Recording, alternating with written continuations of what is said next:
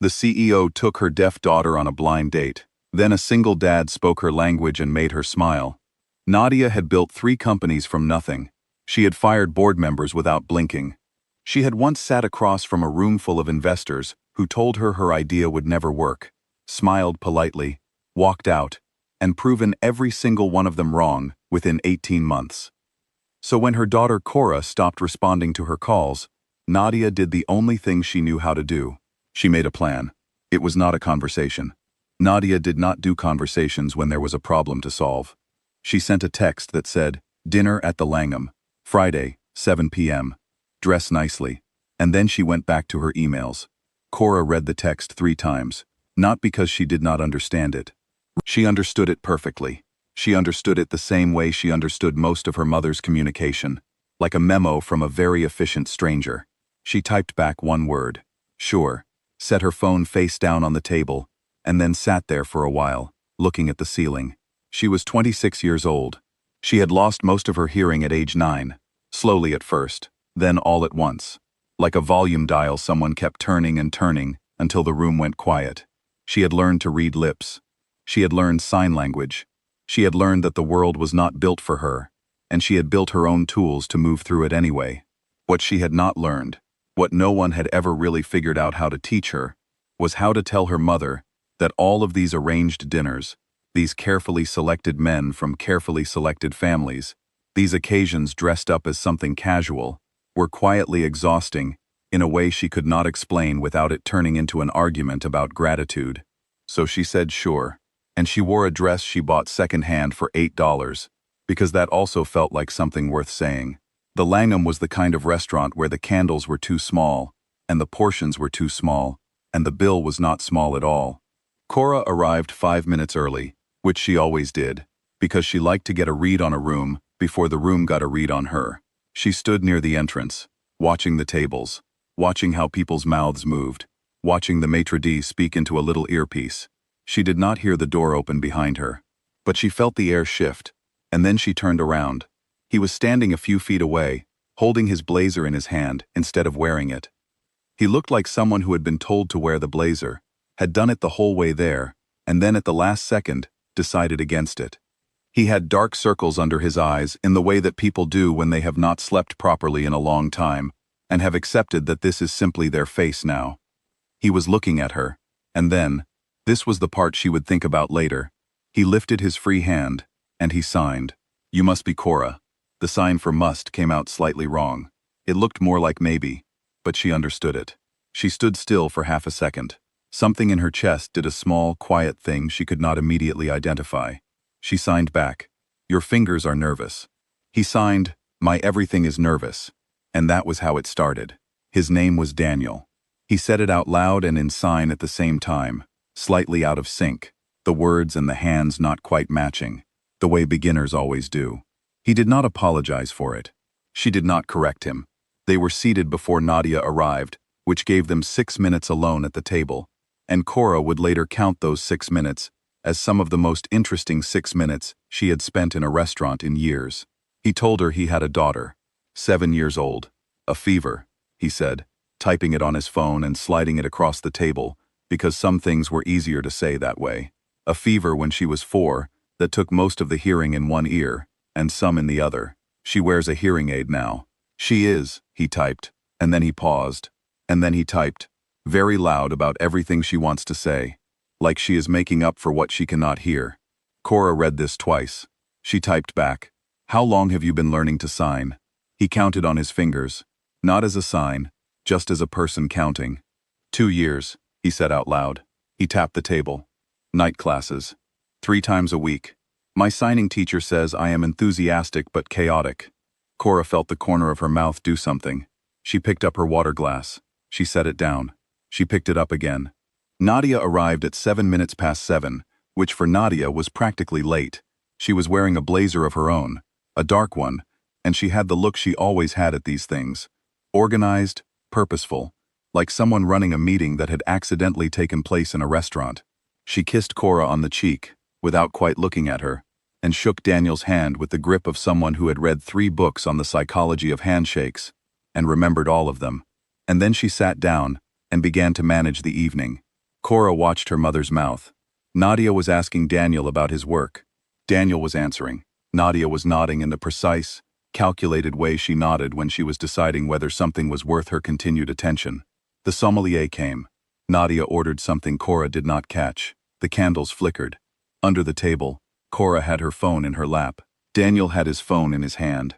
At some point while Nadia was talking to the sommelier, he typed something and tilted the screen toward her. Low, below the table's edge, it said, "She does know this is a restaurant and not a performance review, right?" Cora looked up at him very fast. He had already looked away, expression perfectly neutral, watching Nadia talk. Cora looked back down at her phone. She typed, "She means well." Then she deleted it. She typed, "This is just how she loves people." Deleted that too. She typed, "She is very good at a lot of things." Sent that one. He typed back, "So are you."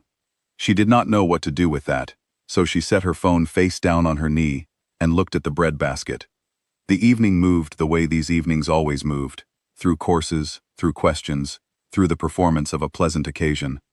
The fish came, the fish went.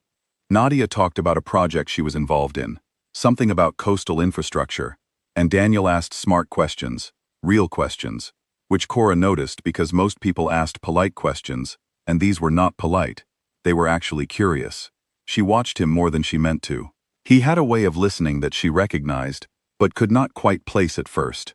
And then she figured it out. He listened with his whole face. Not in a theatrical way, not in the way people do when they want you to know they are listening, but in the way people do when they have learned that listening is not actually passive. It takes something from you. He had learned this the way she had, probably, from someone he loved who needed him to. At some point, Nadia said something Cora did not catch, and Daniel, without pausing, without making it a moment, lifted his hand and signed what she had said. It was not perfect. He got 3 words wrong and skipped the 4th entirely. But Cora understood it. She glanced at her mother. Nadia was looking at her phone under the table, the way she always did when she thought no one was watching. Cora looked back at Daniel. She signed, "You skipped a word." He signed, "Which one?" She showed him. He practiced it twice, fingers stumbling the first time, cleaner the second. He tilted his head at her, the question obvious. "Like that?" She gave him the smallest nod. "Like that." The dessert menu arrived. Nadia set down her phone. She looked at Daniel across the table with the careful, assessing look she had, the one that meant she had been forming an opinion and was now prepared to share it. She said, "I should mention that Cora can sometimes be difficult to read in social settings. She does not always pick up on what people are expecting. It is just something you should know going in." Cora did not hear this with her ears. She read it on Daniel's face. The way his expression shifted, not dramatically, not in a way Nadia would catch, but something moved across it. He looked down at the dessert menu. He looked up. He signed to Cora, without looking at Nadia, hands low and calm. "She just told me you are hard to read, and that I should know this going in." Cora's jaw tightened. He signed, "I think she is trying to protect you." Cora signed back, "I know." He signed, "Does it help?" She looked at her mother, who was now explaining something about the dessert options to the waiter, managing the table, managing the evening, managing everything the way she had always managed everything, because that was the only language she had ever really learned. Cora signed, small and low, "No." He signed, "My mother still tells people I am sensitive. I am 34. Something moved in Cora's chest. Not the small, quiet thing from earlier. Something larger. Something that pushed at the edges of a space she had not realized had been tight. She looked down at the table. She picked up her fork and set it back down. She did not trust herself to sign anything for a moment. They left at just past 9. Nadia had a car waiting. She always had a car waiting. And she kissed Cora on the cheek again at the door, and said it had been lovely, and that she would call tomorrow. Cora watched the car pull away. She stood on the sidewalk. The city was doing its city things around her, all motion and light, none of it directed at her. She felt Daniel stop beside her, not close, just nearby. He did not say anything. He did not try to recap the evening, or tell her it had gone well, or fill the space with words she did not need. After a moment, he signed, "Do you want to walk for a bit? Or I can call you a car. Whatever you want." She looked at him. He was holding his blazer again. He had never actually put it on all evening. She signed. Why do you carry it if you never wear it? He looked at the blazer like he had forgotten it existed. He said out loud, and also signed, messy and genuine. My daughter picked it out. She said it made me look like a person who has things together. Cora looked at the blazer. She looked at him. She signed. She is not wrong. He laughed. The wrong moment kind. The kind that comes out before you can stop it. He caught it, and then he did not catch it fully, and it came out whole. And she felt it more than she heard it. A vibration in the air between them. They walked, she did not know for how long. The city moved around them, taxis and lights and people going places, and they moved through it at their own pace, signing sometimes and typing sometimes, and sometimes just walking without either. He told her about his daughter's favorite color, which changed every month, but was currently a very specific shade of orange that she called volcano. He told her about the signing class, about the teacher who had the patience of someone who had clearly been teaching for 30 years, and had seen every kind of student, and had not given up on any of them. He told her, carefully, and without making it heavy, that the first few months after the fever had been the hardest thing he had ever lived through, not because of the hearing, but because he had not known how to be what she needed, and had to learn fast, and had made a lot of mistakes, and was still making them, and that this felt important to say out loud. Cora listened. She signed. When he was done. You learned fast enough. He looked at her. She signed. She is not afraid of you. I can tell. He was quiet for a moment. They had stopped at a corner. The light across the street changed colors, red to green, and neither of them moved.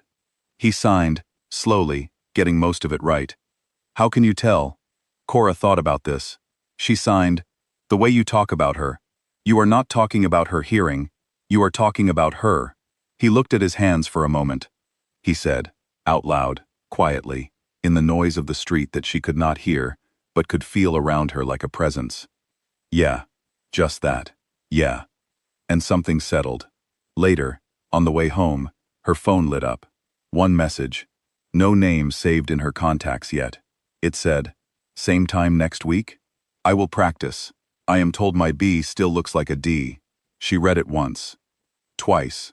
Not because she did not understand it. She looked out the window at the city going past. She typed, your R also looks like a P. She sent it. She put her phone in her pocket. Outside, the city kept moving. Traffic lights changed. People walked fast and slow and sideways. The whole enormous ordinary noise of the world carried on, the way it always did, with or without her in it. And for the first time in a long time, she did not mind that she could not hear it. She had other things to pay attention to now.